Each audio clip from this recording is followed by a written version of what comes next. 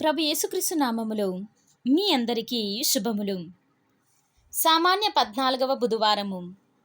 మొదటి పట్టణము ఆదికాండము 41వ అధ్యాయము 55వ వచనము నుండి 57వ వచనం వరకు మరియు 42వ అధ్యాయము 5వ వచనము నుండి 7వ వచనం వరకు 16వ వచనము నుండి 24వ వచనం వరకు.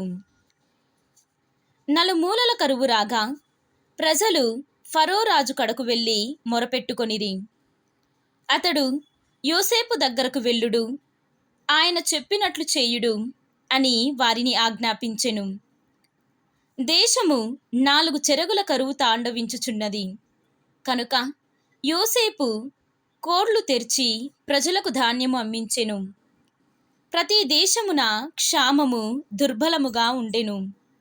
అందుచే సమస్త దేశస్థులు యోసేపు వద్ద ధాన్యము కొనుటకై ఐగుప్తు దేశమునకు వచ్చిరి. కానానులో కూడా కరువు వచ్చుటచే ఇతరులతో పాటు ఇశ్రాయేలు కుమారులు కూడా ధాన్యపు కొనుటకై ఐగుప్తు దేశము వచ్చిరి. యోసేపు ఐగుప్తు దేశములో సర్వాధికారి కదా.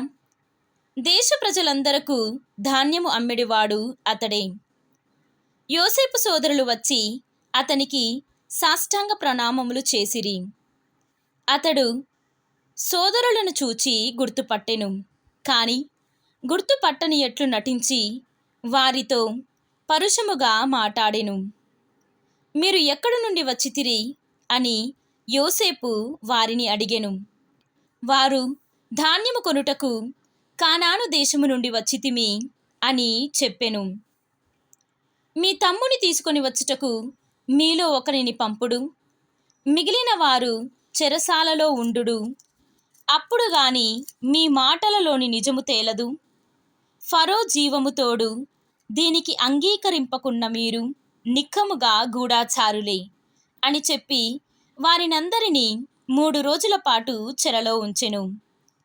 3వ రోజున యోసేపు సోదరులతో, నేను చెప్పినట్టు చేసిన మీరు బ్రతికి బయటపడుదురు.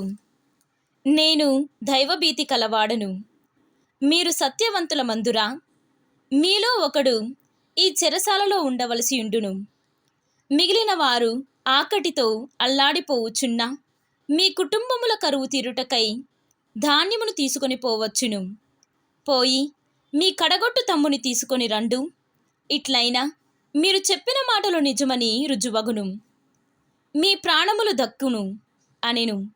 వారు ఆ విధముగానే చేసిరి.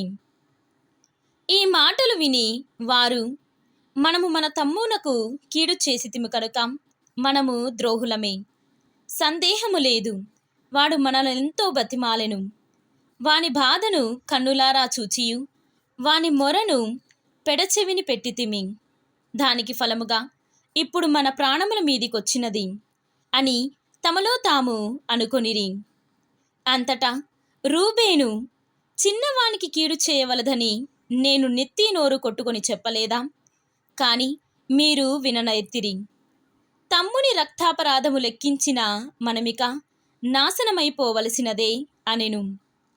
యోసేపు ఒక దుబాసిని పెట్టుకొని వారితో మాట్లాడుచుండెను. కావున తాము అనుకున్న మాటలు యోసేపునకు తెలిసినవని అతని సోదరులు గ్రహింపరైరి. యోసేపు అవతలికి పోయి కన్నీరు కార్చెను. తిరిగి వచ్చి వారితో మాటాడెను. వారు చూచుచుండగానే షిమ్యోనును పట్టుకొని కట్టివేసెను.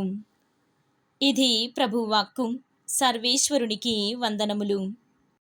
ఈనాటి సువిశేషము పునీత మత్తయ్య గారు వ్రాసిన సువిశేషము 10వ అధ్యాయము 1వ వచనము నుండి 7వ వచనము వరకు.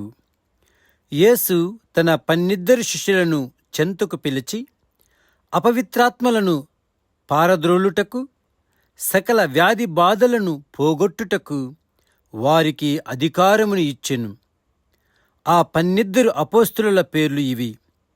అందు మొదటివాడు పేతురు అనబడు సిమోను, తదుపరి అతని సోదరుడు ఆంద్రెయ, జెబెదాయి కుమారుడగు యాకోబు, అతని సోదరుడు యోహాను, ఫిలిప్పు, బర్తలోమయి, తోమా, సుంకరియగు మత్తాయి, అల్ఫాయి కుమారుడగు యాకోబు, తద్దాయి, కననీయుడగు సిమోను, ఆయనను అప్పగించిన యూదా ఇస్కారియోతు.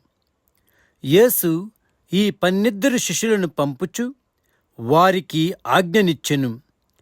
అన్యజనులుండు ఏ ప్రదేశములోనూ అడుగు మోపవలదు. సమరయుల ఏ పట్టణమునను ప్రవేశింపరాదు. కాని చెదిరిపోయిన గొర్రెలవలెనున్న ఇశ్రాయేలు ప్రజల యొద్దకు వెళ్ళి, పరలోక రాజ్యము సమీపించినదని ప్రకటింపుడు. ఇది క్రీస్తు సువిశేషము. క్రీస్తువా మీకు స్తుతి కలుగునుగాక.